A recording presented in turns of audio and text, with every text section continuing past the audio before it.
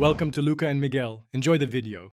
In this video, I will show how to adjust headlights on a 2000 Toyota Tacoma.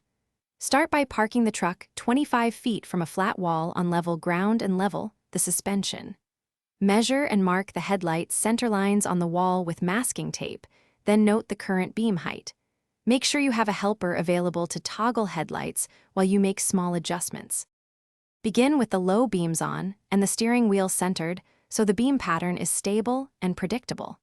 Observe the brightest portion of each beam and mark those centers on the wall with tape for both left and right lights.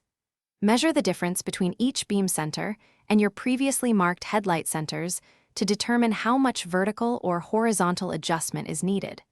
Record both offsets before making any changes. Open the hood and locate the adjustment screws on each headlight assembly. Most Tacomas use one vertical and one horizontal adjuster. Make quarter-turn adjustments, then move back to the wall to verify beam movement, repeating until the hotspot aligns with your desired marks. Keep adjustments minimal to avoid blinding oncoming drivers, and tighten any mounting hardware if the beam shifts after driving.